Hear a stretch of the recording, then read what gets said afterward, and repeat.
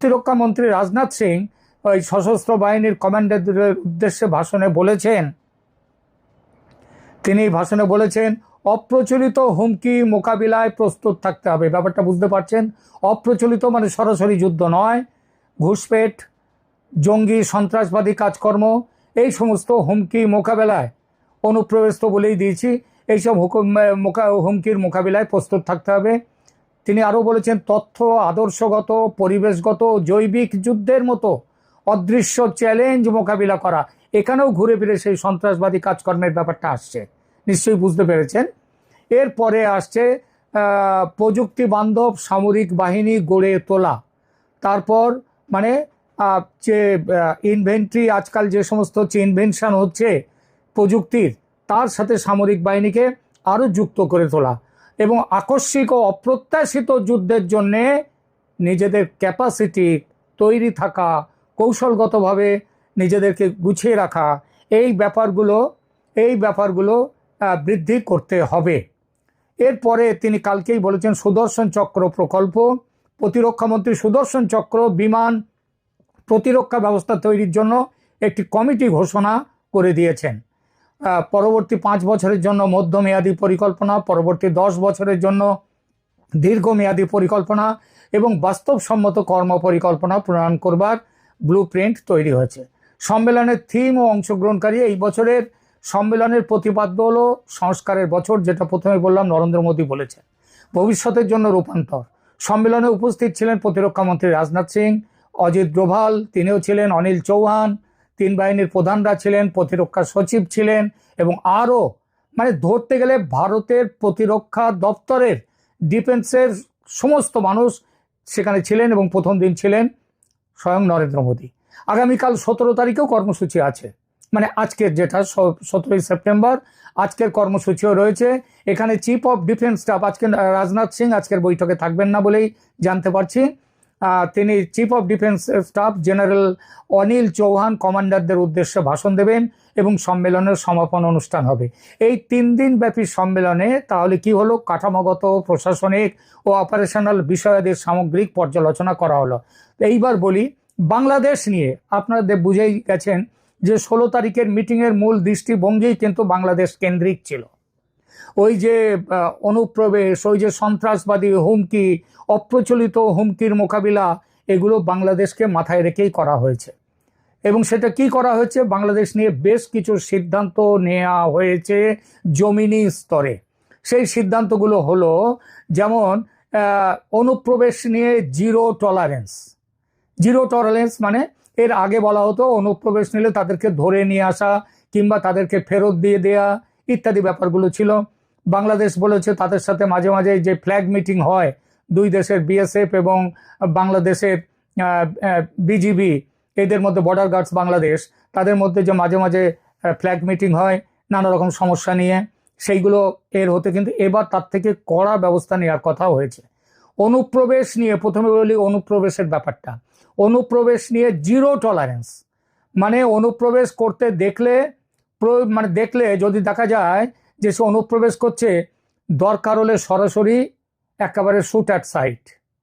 এই জিনিসটা এবার হয়েছে, যাতে কোনো রকম অনুপ্রবেশ ভারতের মাটিতে আর যাতে বাংলাদেশ থেকে না হয়। কারণ ইতিমধ্যেই যে বাংলাদেশে পার্লামেন্টে কথা উঠেছে, কংগ্রেস আমলে বলেছে, শ্রীপ্রকাশ জয়সওয়াল তখন ছিলেন স্বরাষ্ট্র উপমন্ত্রী, তিনি বলেছিলেন যে ভারতে 1.5 কোটির মতো, 1.5 কোটি, এটা বলেছিলেন কবে, 2004 সালে, যে 1.5 কোটি বাংলাদেশে আছে। পরবর্তী সময়ে নরেন্দ্র মোদীর সরকারের আমলে কিরেন রিজিজু, আমাদের স্বরাষ্ট্র দপ্তরের প্রতিমন্ত্রী, তিনি বলেছিলেন যে 2 কোটি আছে বাংলাদেশি ভারতে। তো এই যে ডেমোগ্রাফিক, যে মানুষের যে ধর্মীয় যে পরিচয়, সেই পরিচয়টা ভারতে ভীষণভাবে এটা পরিবর্তিত হয়ে যাচ্ছে এবং পশ্চিমবাংলায় তো ভয়ঙ্করভাবে এটা হচ্ছে। এবং বলা যাচ্ছে, অনেকেই বলেছেন 2030 থেকে 2035 সালের মধ্যে পশ্চিমবাংলা এটা হয়ে যাবে, পশ্চিমবঙ্গ হয়ে যাবে একটি মুসলিম প্রধান রাষ্ট্রও হয়ে যেতে পারে, রাজ্যও হয়ে যেতে পারে। এবং এটা ওই বাংলাদেশের extended hand of Islamic Republic of Bangladesh, এইটা করবার একটা পরিকল্পনা রয়েছে। সেটা যাতে না হয়, এখন অনুপ্রবেশ নিয়ে জিরো টলারেন্স, সেইটা কালকে মানে 16 তারিখের যে আলোচনার মধ্যে সেগুলো এসছে। 2 নম্বর, সীমান্তে সর্বোচ্চ পাহারাদারি, এজন্য সর্বাধুনিক বৈদ্যুতিক সরঞ্জাম ইনস্টল করার সিদ্ধান্ত নেওয়া হয়েছে এবং আরও যে সামান্য কিছু এলাকায় যে জমি পাওয়া যায়নি বলে যেখানে ফেন্সিং করা হয়নি এতদিন, সেই ফেন্সিং এবার করা হচ্ছে এবং জমি পশ্চিমবঙ্গের রাজ্য সরকার এতদিনে জমি দিতে বাধ্য হয়েছে। সুতরাং এই যে সীমান্তে সর্বোচ্চ পাহারাদারি এবং সর্বাধুনিক বৈদ্যুতিক সরঞ্জাম ইনস্টল করার সিদ্ধান্ত হয়েছে। 3, এখন থেকে কোনো ওয়ার্নিং দেয়া নয়। ওই যে বলেছি যে চোরা চালান হচ্ছে, পশু চালান হচ্ছে, অনুপ্রবেশ হচ্ছে, এই ব্যাপারে নো ওয়ার্নিং, আর কোনো ওয়ার্নিং নয়, একেবারে শুট অ্যাট সাইট।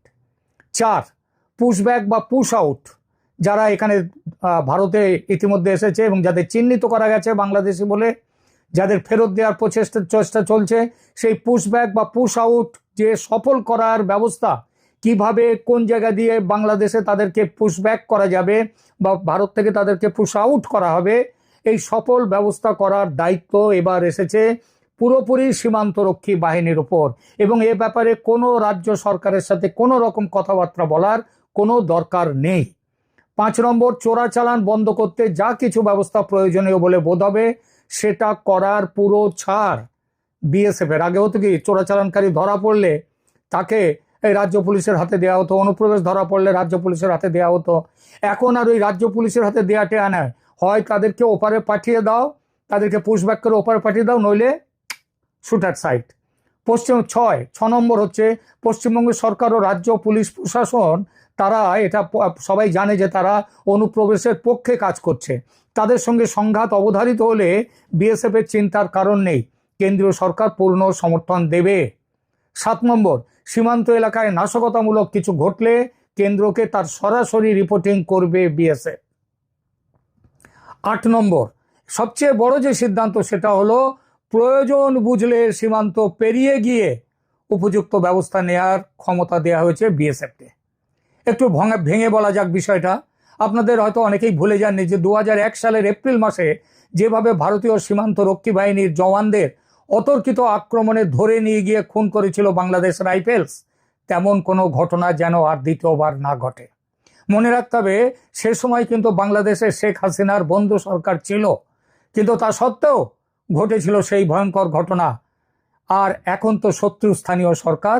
সুতরাং এই পরিস্থিতিতে ওই যে রাজনাথ সিং বলেছেন না গত পরশু 16 তারিখের মিটিংয়ে, তিনি বলেছেন না যে গতকালকের মিটিংয়ে রাজনাথ সিং বলেছেন যে অপ্রচলিত কিংবা যে হুমকির কথা ভাবা যায়নি এমন হুমকি ঘটলে তাতে যেন সেই ব্যাপারে যেন সতর্ক থাকতে পারা যায়, সেটার মধ্যে এই জিনিসটাও রয়েছে যে প্রয়োজন হলে ভারতীয়, এর আগে যেমন এই কয়েকদিন আগে একজনকে ভারতের একজন বিএসএফকে তাদেরকে ধরে নিয়ে গিয়ে একা পাহারা দিচ্ছিল, তাকে ধরে নিয়ে গিয়ে বাংলাদেশে গিয়ে বাংলাদেশের গ্রামের লোক এবং সেখানকার বিজিবি তারা মিলেমিশে তার উপরে অত্যাচার করেছে, তাকে বেঁধে রেখেছিল কলা গাছের সঙ্গে, সে সবার প্রায় হাতে পায়ে ধরে বাঁচার প্রাণ ভিক্ষা করছিল। এই রকম ঘটনা যাতে আর না ঘটে এই ব্যাপারে, সুতরাং এই ব্যাপারে একেবারে যে বলবো যে চরম ব্যবস্থা নেয়, তার জন্যে যদি যুদ্ধও বাদে দুই দেশের মধ্যে বাদুক, অর্থাৎ ভারত যুদ্ধের অপশনটাও কিন্তু এখানটায় রেখে দিয়েছে, উড়িয়ে দেয়নি। এইটাই হচ্ছে এবারে এই যে কমান্ডার্স কনফারেন্স যেটা হলো, commanders conference, combined commanders conference CCC, মনে রাখবেন এটা 2 বছরেরও পরে এই বৈঠকটি হলো এবং এই বৈঠকটা হয়েছে কলকাতায়। সুতরাং বুঝতেই পারছেন যে বাংলাদেশ এই বৈঠকে একটা আলোচ্য বিষয় ছিল সরাসরি, এবং অনেক সময় বাংলাদেশের কথাটা মাথায় রেখে দিয়ে এখানে যা আলোচনা করবার সেগুলো হয়েছে। এই হলো সিসিসি বৈঠকের ছোট্ট করে একটা বিবরণী। আপাতত আশা করি বিষয়টি বুঝতে পেরেছেন। এই নিয়ে আপনার গুরুত্বপূর্ণ মন্তব্যটি অবশ্যই কমেন্ট বক্সে জানিয়ে দিবেন। ধন্যবাদ।